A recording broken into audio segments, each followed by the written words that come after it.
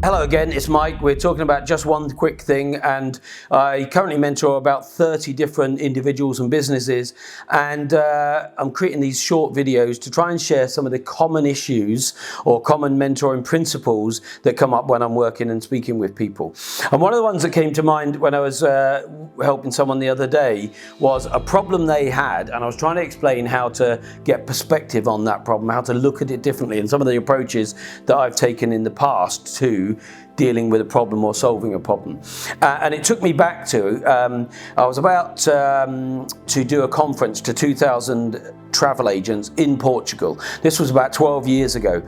And I decided, I hadn't written the presentation, I was about to jump in a car to get on the flight to go to Portugal, and I was presenting the next day. I'd got the kind of key content, but I needed the start and I needed the final message, the final finish to get the conference done.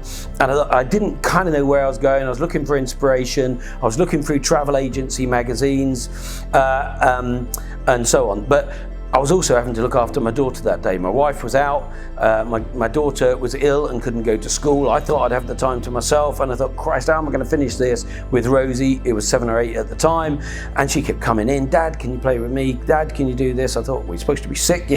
Suddenly she's got some life and wants my attention. So how did I deal with that? Well, I was busy looking through the magazines, as I said. So what I did was, I thought, oh, I know, I'll rip a page out of the magazine. It was a world map, and I tore it into several pieces.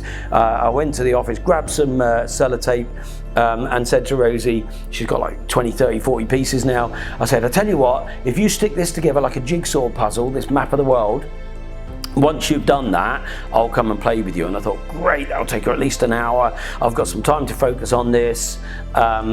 And okay, I felt a bit guilty about it, but it was going to keep her busy. I could do what I needed to do. Well, I cracked on, and it blew my mind, because literally in less than 10 minutes, Rosie's back in the room, and she's got it, and it's all stuck together. And she was only 7 or 8. I thought, wow, Rosie, that's great, that's fantastic. How did you do that? And she said, it was easy, Dad. There were people on the back, and when I stuck the people together, the world became right. And you know, it was two things really. It gave me my clothes for the conference, because business is often all about people. And when you get the people right, the world becomes right. The problems we have in business, the problems we have in relationships, the problems we have in the world are because we don't understand people's needs, and we're not addressing people's needs.